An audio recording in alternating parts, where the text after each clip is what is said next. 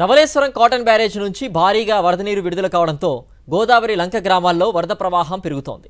ఎగువ నుంచి వచ్చే ప్రవాహం తగ్గుతున్నా 3 రోజుల పాటు ఏకతాటిగా కురిసిన వర్షాలు గోదావరి వరదతో లంక ప్రాంతాలు ముంపులోనే ఉన్నాయి. చాలా చోట్ల రాకపోకలకు తీవ్ర ఇబ్బందులు ఏర్పడుతున్నాయి. గంట పెదపూడి దగ్గర కాజ్వే కొట్టుకుపోవడంతో గంటి పెదపూడి లంక, అరిగెలవారిపేట, బూరుగులంక గ్రామాలకు రాకపోకలు నిలిచిపోయాయి. బోటు వద్దకు వెళ్లడానికి కూడా అవకాశం లేకుండా వరద నీరు ముంచేస్తోంది. వైఎస్ఆర్సీపీ ప్రభుత్వ హయాంలో వైఎస్ జగన్మోహన్ రెడ్డి సహకారంతో బ్రిడ్జ్ నిర్మాణానికి 70 కోట్ల నిధులు మంజూరు చేశారు. ప్రస్తుతం బ్రిడ్జి పనులు జరుగుతున్నాయి. కోనసీమలో లంక ప్రాంతాల్లో వరద పరిస్థితిపై మరింత సమాచారం మా ప్రతినిధి హరీష్ అందిస్తారు. ఎగువన గోదావరి వరద ప్రవాహం తగ్గుతున్న కొద్దీ దాని ప్రభావం దిగువనున్న కోనసీమలో లంక ప్రాంతాల మీద కనిపిస్తుంది. గంటిపెదపూడి, ఊడుమూడి లంక ఈ ప్రాంతాలన్నీ కూడా గోదావరి అంచున గోదావరి పరివ ప్రాంతంలోనే ఉన్నాయి. ఇవన్నీ కూడా జలమయమయ్యాయి. గోదావరికి మధ్యలో ఉండే లంకలు ఇవన్నీ. గతంలో పీగన్నవరం మండలం ఈ ప్రాంతంలో ఉన్న లంకలకు సంబంధించి బ్రిడ్జ్ నిర్మించాలని దాదాపు 60-70 ఏళ్ళకి ఈ ప్రాంతంలో బ్రిడ్జ్ నిర్మాణం జరగలేదు. అయితే వైఎస్ఆర్సీపీ హయాంలో అప్పటి సీఎం వైఎస్ జగన్మోహన్ రెడ్డి 70 కోట్ల రూపాయలు మంజూరు చేశారు. ఎందుకంటే ఎన్నో ఏళ్లుగా ఇది అపరిష్కృతంగా నిలిచిపోయిన సమస్య. అందుకనే గోదావరిని దాటేందుకు ఇప్పుడు కాస్త ధవళేశ్వరం కాటన్ బ్యారేజ్ నుంచి నీటిని విడుదల చేసినా దాని ప్రభావం ఈ ప్రాంతం మీద గంటిపెదపూడి దగ్గర కాజ్వే కొట్టుకుపోతుంది. దాంతో 4 గ్రామాల ప్రజలకు బయటకు రావడానికి ఎట్టి పరిస్థితుల్లో అవకాశం ఉండేది. అది నేపథ్యంలో ఈ బ్రిడ్జ్ నిర్మాణాన్ని గతంలో చేపట్టారు. ఆ బ్రిడ్జ్ పనులు ఇప్పటికీ కొనసాగుతున్నాయి. అయితే ప్రస్తుతం ఈ ప్రాంతంలో ఊడుమూడి లంకకు కానీ, గంటిపెదపూడి లంకకు కానీ, అరిగెలవారిపేటకు కానీ వెళ్ళాలంటే కేవలం నడిచి అక్కడ వరకు గోదావరి పాయ వరకు వెళ్ళి బోటుకి వెళ్లాల్సిన పరిస్థితి.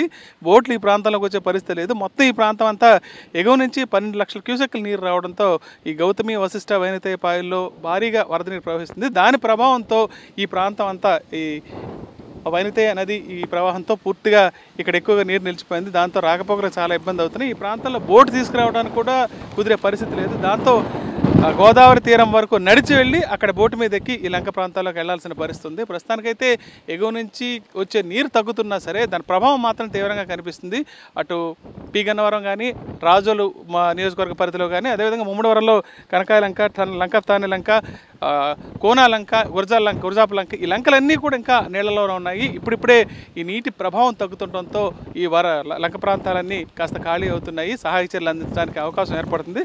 ప్రస్తుతానికైతే అధికారులు అవసరమైన చోట మాత్రం బోట్లు ఏర్పాటు చేసి సహాయక చర్యలు అందించే ప్రయత్నం చేస్తున్నారు.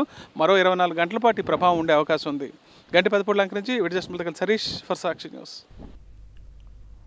అంబేద్కర్ కోనసీమ జిల్లాలో లంక గ్రామాల ప్రజల కష్టాలు కొనసాగుతున్నాయి. 10 రోజులుగా కురుస్తున్న వర్షాల కారణంగా ముమ్మిడివరం మండలంలో పలు లంక గ్రామాలు నీట మునిగాయి. ఇళ్ల ముందు ఇంకా నీరు నిలిచిపోవడంతో వరదలోనే రాకపోకలు కొనసాగిస్తున్నారు ప్రజలు.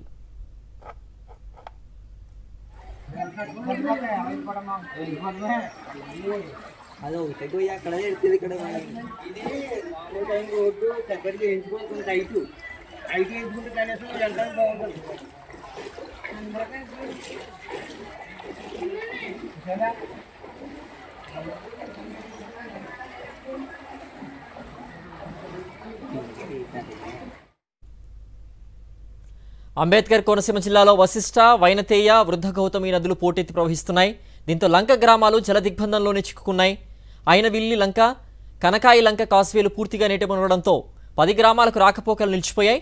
తాత్కాలిక రహదారులు వరద ప్రవాహానికి కొట్టుకుపోయాయి. దీంతో గ్రామస్తులు వరద నీటిలోనే ప్రయాణాలు సాగిస్తున్నారు. వరద ప్రభావిత ప్రాంతాల్లో 2 రోజుల పాటు విద్యాసంస్థలకు సెలవులు ప్రకటించారు.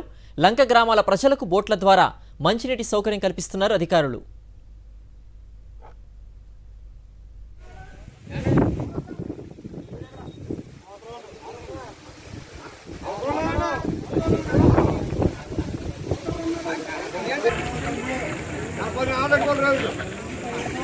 Redmi bye.